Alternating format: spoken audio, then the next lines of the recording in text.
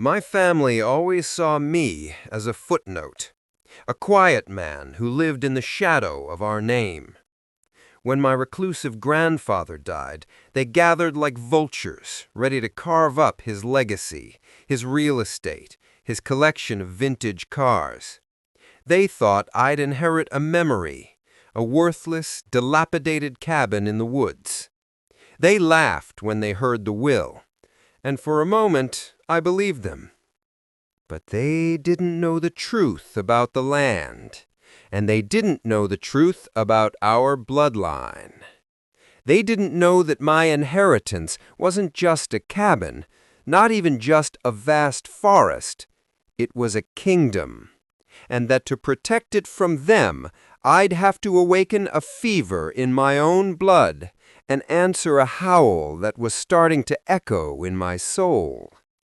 This is the story of how I, an archivist, a man of paper and silence, was forced to find my true family, my pack, and lead them as their alpha.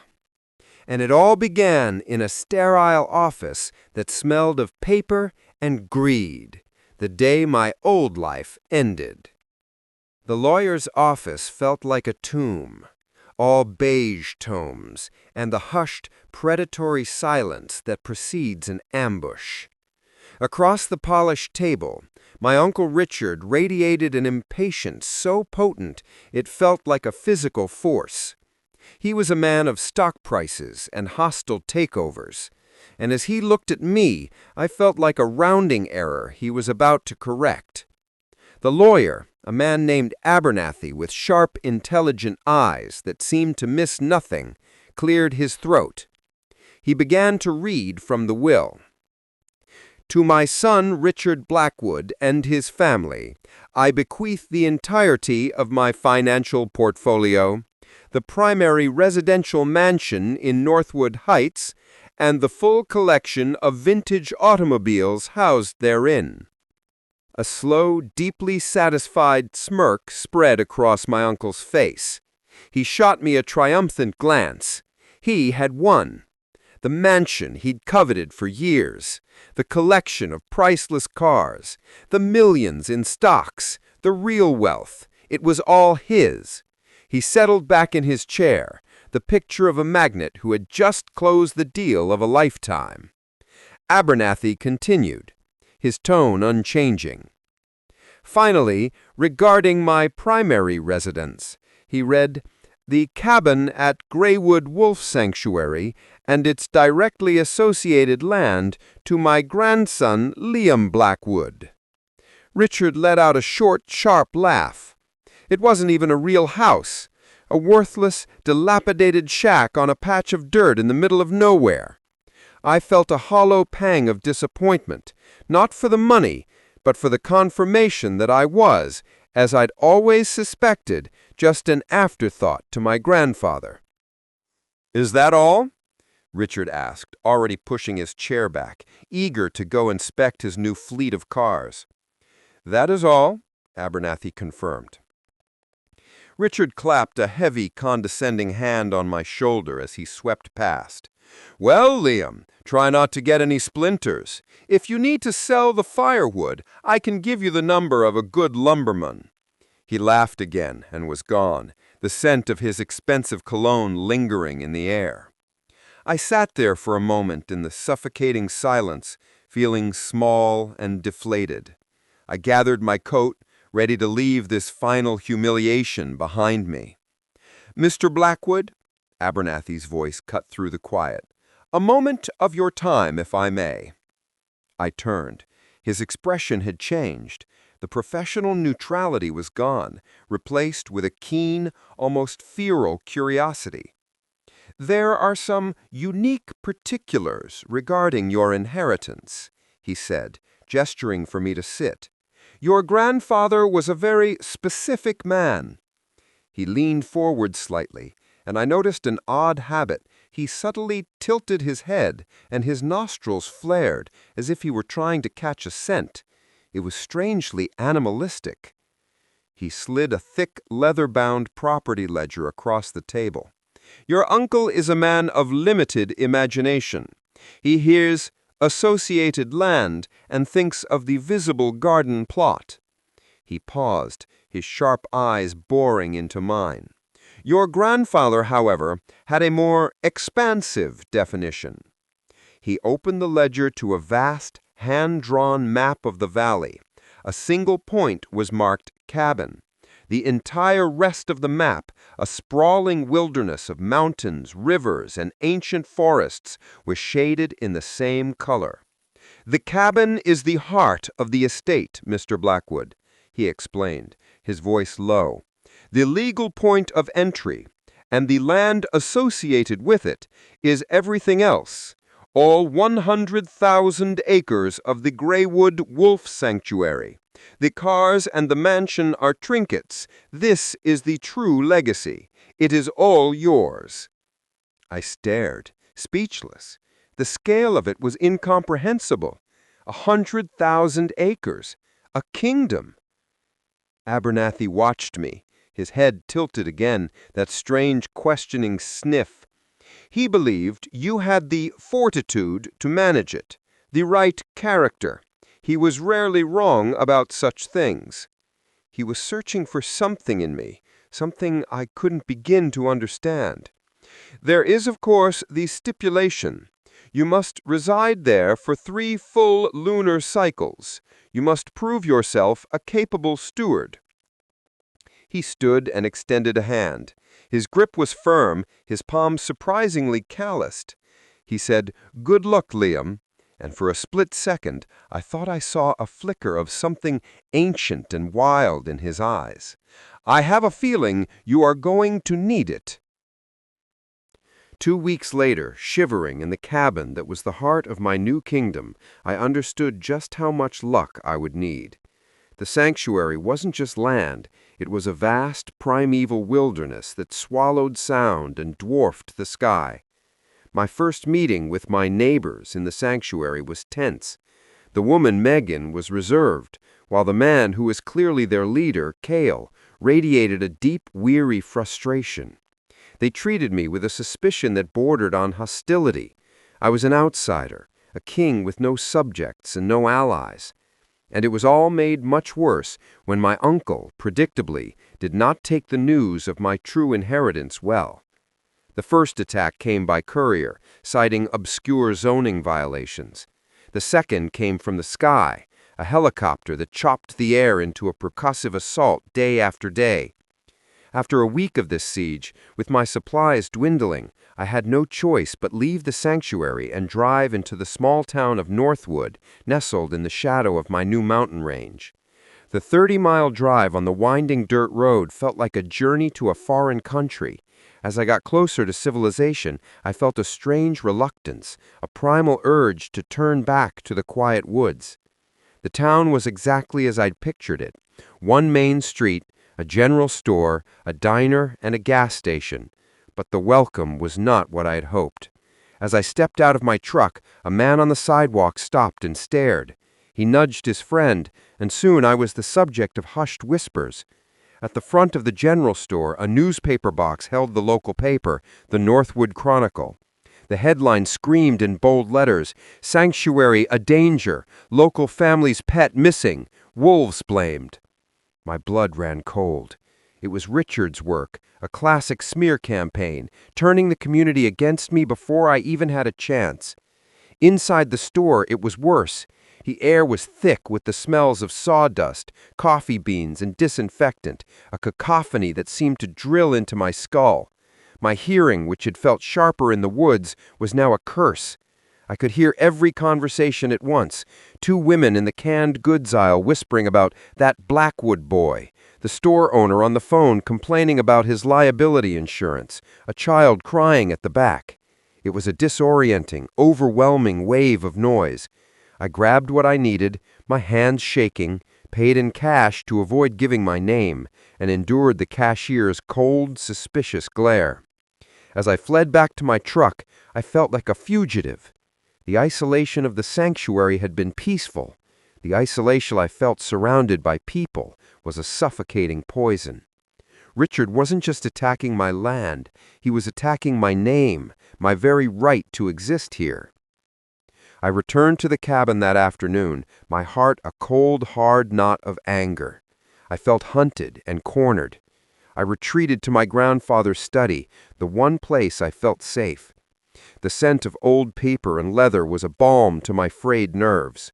It was here, surrounded by history, that I decided to stop being the prey.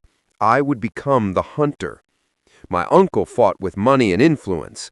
I would fight with history. I buried myself in a century of deeds, maps, and journals.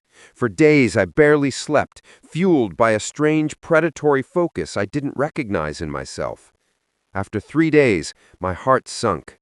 I found the original 1889 deed, and with it, the source of my uncle's legal attack. A full mineral and logging easement retained by a long-defunct railroad company, a company whose rights Richard's Shell Corporation had quietly acquired. His plan was brilliant. He didn't need to break the sanctuary's protections. He could simply use this century-old loophole to gut it from the inside out. Despair washed over me. I slumped back in the chair, the musty air thick with defeat. But as I stared at the document, a flicker of defiance, hot and unfamiliar, sparked in my chest. I turned away from the legal files and toward my grandfather's personal effects. Tucked away on a high shelf was a row of worn, leather-bound journals. I pulled one down, the most recent, and opened it. The handwriting was a familiar spidery scrawl. October 12th. The moon is waxing. The fever is in my blood again. The young ones feel it too. They need the run, but the world outside these borders grows closer every year. I feel like a king ruling a shrinking kingdom. I frowned, the words stirring a strange sense of recognition. I flipped through the pages. November 3rd. Cale grows stronger, but his temper is a wildfire. He has the heart of a warrior, but not the soul of a leader. He sees dominance as the only tool of leadership. Megan is the anchor. She is the heart of this family. Without her, we would have splintered long ago. Family? My grandfather had always been a loner. The words painted a picture of a life I couldn't comprehend. I read on for hours, piecing together a cryptic portrait of a man burdened by a secret leadership. Then I found it, an entry from decades ago, written in a younger, stronger hand. May 17th, 1985. Met with the VPS today. The valley is safe forever. Richard will never get his hands on it now. The old ghosts are finally buried. VPS? It was the same acronym from an older journal I'd glanced at. It was the thread. I spent the next 6 hours on the painfully slow satellite internet, cross-referencing historical societies, and then I found it, the Valley Preservation Society, a group that in 1925 had designated the entire valley as a state historical and natural heritage site. My fingers flew across the keyboard, pulling up the county archives, and there it was, Charter 734, the heritage site designation, which explicitly and permanently nullified all prior industrial easements. It was my silver bullet. I printed the document, my hands shaking with triumph, and sent a scanned copy to Abernathy with a short, triumphant email. The next afternoon, the injunction was served. The silence that returned to the valley was the sweetest sound I had ever heard. That evening, as I sat on my porch, Megan approached me. Her face was a mask of grim resolve. "The helicopter is gone. Your piece of paper worked." "It's a start," I replied, a little defensively. Her sharp eyes fixed on me. "A start? Do you have any idea what's truly at stake here? What your grandfather protected?" "The sanctuary, the forest, the wolves," I began, but she cut me off with a shake of her head. "Not just the animals, Liam. Us, our community. This valley is our entire world. Alistair he was like a father to us. He was the heart of this valley. He understood its spirit, its old ways. He gave us his word that this place would always be safe." "I'm trying to keep it safe," I said, my voice quiet. "You're fighting with paper," she shot back, her voice laced with a desperate intensity I couldn't comprehend. "Your grandfather had a strength you can't find in a book, a fire. We are all bound to the fate of this land, Liam. If it dies, we die with it. And right now, we're trusting our lives to a man who has never even seen its true face." She turned and walked away, leaving me in the twilight, her words echoing in my mind. Megan's cryptic warning left me unnerved, but it was the first full moon a week later that truly terrified me. It started as a blinding migraine that drove me to a darkened room, but by nightfall it had morphed into a raging fever. A furnace had been lit in my veins, and my senses, already heightened, went into a painful overdrive. The scent of pine from the woods was suffocating. The sound of an owl's wings beating a mile away was a thunder in my ears. I remember collapsing into my bed, and then nothing. I woke up just before dawn, shivering, not in my cabin, but 20 yards into the forest, my t-shirt torn and one shoe missing. I had no memory of how I got there. I dismissed it as a stress-induced sleepwalking episode, a terrifying but rational explanation.